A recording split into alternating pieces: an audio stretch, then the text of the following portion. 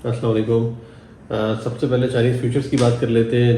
पिछले हफ्ते तो फ्यूचर्स हमने देखे थे किस कदर क्रैश किए थे। काफ़ी अर्से के बाद ऐसी सिचुएशन थी चाइना की, जो कि अभी भी बदली नहीं है ऐसी एज सच। ओवरऑल सारी दुनिया की नज़रें अभी चाइना के ऊपर ही हैं और सब लोग यही देख रहे हैं कि चाइना अभी प्राइसेस को किस तरीके से कहाँ पे लेके जाता है, वहाँ की मार्केट कैसी रहती है।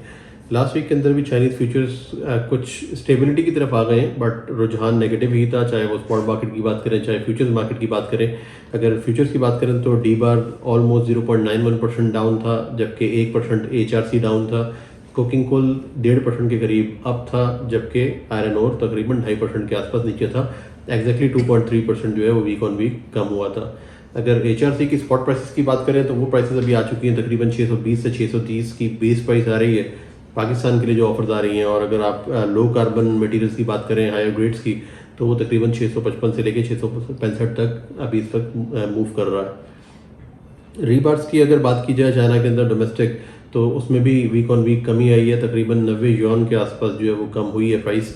कोकिंग कोल की बात की जाए तो तकरीबन 275 से लेकर 280 के लगभग स्टैंड कर रहा था लास्ट वीक के अंदर, जो कि लास्ट वीक से रिडक्शन है वीक ऑन वीक।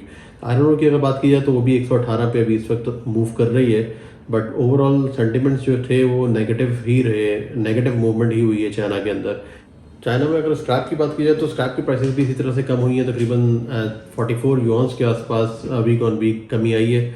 और अब जो इनकी आउटपुट थी उसके बारे में बात कर लेते हैं। चाइनीज़ आउटपुट बेसिकली बढ़ती ही चली जा रही थी हर महीने, और कुछ लोगों का कहना ये है कि पूरे एक साल के अंदर अभी इसमें हाईएस्ट प्रोडक्शन वॉल्यूम्स जो है वो हो रहे हैं चाइना के अंदर, जिसको अब मेरा ख्याल है कट डाउन करना पड़ेगा। और मेजर प्रेशर की रीज़न भी यही है कि एक तरफ डिमांड तो बढ़ नहीं रही और आपकी जो प्रोडक्शन है वो बढ़ती चली जा रही है। अब बड़ी चाइनीज़ एसोसिएशन जो है वो भी आपस में काफ़ी डिस्कशन चल रहे हैं मिल्स पे कि अब इसको प्रोडक्शन को कट डाउन करना पड़ेगा अगर उनको अपने मार्जिन को मेंटेन करना है। अदरवाइज इसी तरीके से ब्लीड करते रहेंगे और मिल्स दोबारा से एक दफ़ा नुकसान करने के दहाने पे आ चुकी हैं।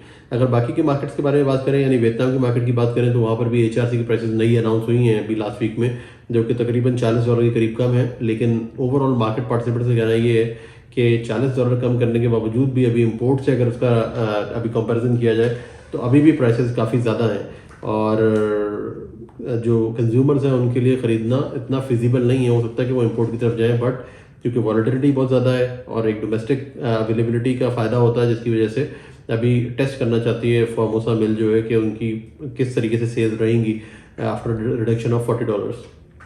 अगर स्क्रैप की बात करें वियतनाम में, तो वो भी कम हुआ है, तकरीबन $15 के करीब कमी आई है वीक ऑन वीक, क्योंकि सेंटिमेंट्स तो हर जगह से स्प्रेड होते चले जा रहे हैं जो नेगेटिव सेंटिमेंट्स हैं।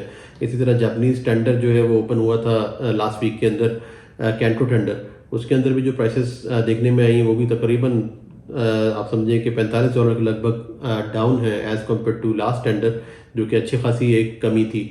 इसकी वजह से अब फर्दर जो नेगेटिव सेंटिमेंट्स है वो इन्फोर्स हो गए और फर्म हो गए कि अब मार्केट नेगेटिव ही है, किसी किस्म की पॉजिटिव चीज़ें नज़र नहीं आ रही। ताइवान के अंदर भी इसी तरीके से स्क्रैप की प्राइसेस डिक्लाइन की हैं और जो उनका रुझान है स्क्रैप खरीदने का, इंपोर्ट करने का, वो भी अभी इस वक्त कम हो चुका है। अब आ जाते हैं टर्की के ऊपर, जिसकी वजह से सारी चीज़ें मूव कर रही हैं, इस तरह का सेंटिमेंट क्रिएट हो रहा है। टर्की के अंदर लास्ट वीक के अंदर जो सुनने में आई हैं डील्स, वो तकरीबन 3-4 डील्स के आसपास कुछ जो है वो बल्क कार्गोज बुक हुए हैं, जो कि काफ़ी अरसे के बाद हुए हैं। खासतौर से बेनेलक्स का कार्गो तो बहुत ही अरसे बाद हुआ है, तकरीबन 15-20 दिन हो चुके हैं कि बेनेलक्स से कोई किसी किस्म की खबर नहीं आ रही थी। टर्की की जो लास्ट डील सुनने में आई, एक तो बहुत डिस्ट्रेस डील थी जो कि $418 के आसपास थी यूरोप से। उसको देखकर सब लोग अभी एक दफ़ा जो है वो शेकी हो गए थे कि अब मार्केट कहाँ पे जा रही है, बट ज़्यादातर लोगों ने यही एक्सप्लेन किया कि वो एक डिस्ट्रेस कार्गो था और इमीडिएटली सेल होना था और शिप होना था, जिसकी वजह से वो प्राइस अचीव हो सकी। बट इन जनरल जो काम हुआ टर्की के अंदर वो ऑलमोस्ट 427 के आसपास जो है वो यूरोप पे काम हुआ है, बल्कि 430 पे भी एक काम हुआ है। यूरोपियन एशिया में से काम 430 पे हुआ है और शेड का अगर आप ऑन एवरेज प्राइस देखें तो वो 450 के लगभग लास्ट हफ्ते में डील हुई है। बट लोगों का कहना ये, टर्किश मिल्स का कहना ये है कि अभी मार्केट में और भी गुंजाइश है नीचे जाने की, और अब देखते हैं कि मार्केट कहाँ पे जाके स्टैंड करती है। But on the other hand इस किस्म की भी राय मार्केट में कायम की जा रही है कि ईद की अभी छुट्टियाँ थी, जिसकी वजह से एक्टिविटी नहीं हो रही थी।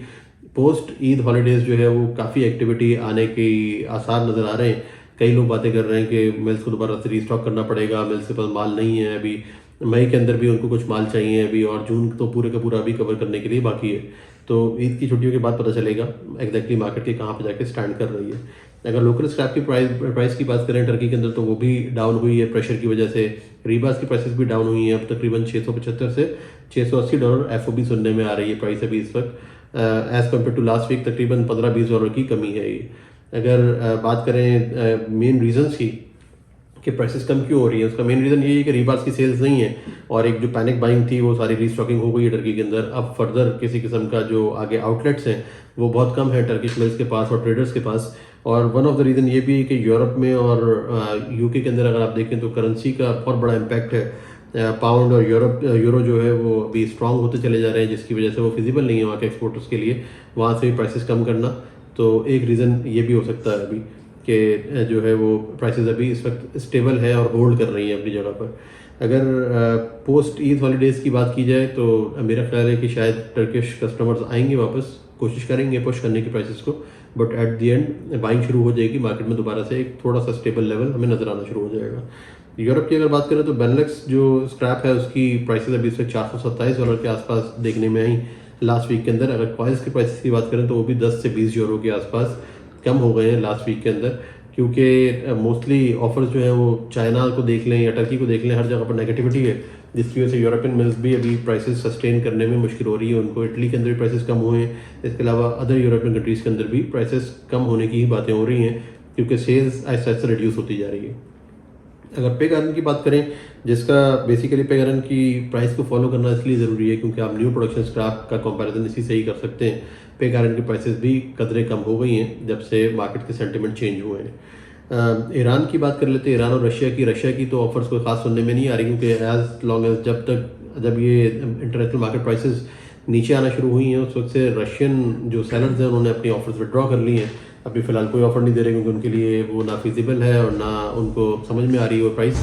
अभी फ़िलहाल वो अपनी प्राइसेस को डोमेस्टिक ही एंजॉय कर रहे हैं, जो डोमेस्टिक उनकी डिमांड्स हैं उन्हीं को पूरा कर रहे हैं, वहाँ पर उनको अच्छे जो है वो उसका रिस्पॉन्स मिल रहा है अपनी ऑफर्स का। अगर ईरान की बात करें तो वहाँ पर बिलेट्स की प्राइसेस काफ़ी ज़्यादा कम हो गई हैं, आप समझें कि $20 से $25 के आसपास वीक ऑन वीक कमी आई है, बल्कि इससे भी ज़्यादा कमी आई है। जो अब इस वक्त FOB प्राइस सुनने में आ रही है बिलेट्स की वो 520-25 के लगभग सुनने में आ रही है। अमेरिका की बात करते हैं, अमेरिका के अंदर जो प्राइसेस हैं वो भी अभी इस वक्त नेगेटिविटी की तरफ रुझान शुरू हो गया दोबारा। ऑल्दो रिसाइकल्स के पास, यार्ड के पास माल अवेलेबल नहीं है उस तरीके से, लेकिन और मिल्स को रिस्टॉक भी करना है, मगर जो ओवरऑल दुनिया भर का सेंटिमेंट है वो बेसिकली अपना रोल प्ले कर रहा है और गुंजाइश दे रहा है मिल्स को कि वो और फर्दर निगोशिएट करें। टर्की तो एक तरफ खामोश हो गया, एक्सपोर्ट की मार्केट बहुत ज़्यादा डल हो गई, जिसकी वजह से अब सारे का सारा दारोमदार जो है USA के यार्ड्स का वो आ गया लोकल मिल्स के ऊपर, और लोकल मिल्स भी पुश कर रही हैं प्राइसेस को कट डाउन करने के लिए अभी, और जो निगोशिएट करके वो कम करा सकती हैं प्राइस वो कम करा के, और फिर इस तरीके से डील्स कंक्लूड हो रहे हैं। अनलेस कि टर्की वापस आए, जब तक हमें मार्केट सेंटीमेंट जो है वो नेगेटिव ही नज़र आ रहे हैं US के अंदर भी, और फर्दर नेगेटिविटी आ सकती है अभी। इंडिया की अगर बात की जाए तो इंडिया के अंदर भी प्राइसेस के ऊपर असर तो आया है, ऑल्दो इंडियन कस्टमर्स जो है वो काफ़ी ज़्यादा होपफुल है कि मार्केट में एक्टिविटी बढ़ेगी, इवन रीबार की एक्टिविटी और प्राइसेस भी बढ़ेंगे, जिसकी वजह से कोई ख़ास प्रेशर नहीं आना चाहिए स्क्रैप के ऊपर। बट सारी दुनिया को देखते हुए भी ऐसा महसूस हो रहा है कि शायद इंडिया भी अपने प्राइसेस को बढ़ाने में कामयाब ना हो सके, क्योंकि यूरोप भी जो एक्सपोर्ट करते हैं वहाँ से भी प्राइसेस को इतनी अच्छे मिलने वाले नहीं हैं, और होपफुली मार्केट स्टेबल रहने में कामयाब रहेगी इंडिया की, क्योंकि अभी मिल्स ने काफ़ी ज़्यादा रीस्टॉकिंग करनी है और स्क्रैप की बाइंग ऑलरेडी मिडिल ईस्ट से तो चल ही रही है और स्टेबल लेवल्स के ऊपर चल रही है। तो एक्सपेक्ट किया जा रहा है कि India would be one of the most consistent market, जो कि प्राइसेस थोड़ी सी पुश जरूर करेंगे प्राइसेस को, मगर एट द एंड अपनी प्राइसेस के ऊपर माल खरीदते रहेंगे और बाइंग चलती रहेगी।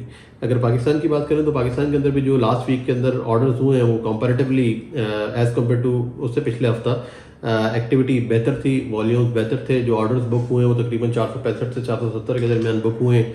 अभी भी ऑफर्स जो हैं वो 465 से 70 के दरमियान ही आ रही हैं, और जो कस्टमर सीरियस हैं और माल खरीदना चाहते हैं वो भी खरीद रहे हैं। कंपैरेटिवली LC के हालात जो है वो बेहतर होते नज़र आ रहे हैं, कुछ ना कुछ हालात बेहतरी ज़रूर आई है। जो कस्टमर सेकंड टियर कस्टमर से वो भी थोड़ा सा आगे बढ़ के बता रहे हैं कि बैंक्स उनको सपोर्ट करने के लिए तैयार हैं, तो होपफुली आहिस्ता आहिस्ता हम लोग फर्दर एक्टिविटी देखेंगे पाकिस्तान के अंदर। और ईद से पहले का जो अभी वीक है ये तो नॉर्मली डल वीक होता है पाकिस्तान के अंदर भी, बाकी मुस्लिम कंट्रीज़ के अंदर भी, बट जो यहाँ पर एक्टिविटी रही है रीबार्स के हवाले से, स्क्रैप के हवाले से, बिलेट्स के हवाले से, वो कदर रिबाउंस कर चुकी है, रिबाउंड हुआ है उसके अंदर, और लोगों की एक्सपेक्टेशन है कि ईद से वापस आने के बाद इस रिबाउंड को वो फर्दर स्ट्रेंथन होते देख रहे हैं, और होपफुली प्राइसेस कुछ बढ़ने की तरफ जाएंगी और मार्केट स्टेबल हो जाएंगी। तो अभी तक के लिए यही अपडेट्स थी। Thank you very much.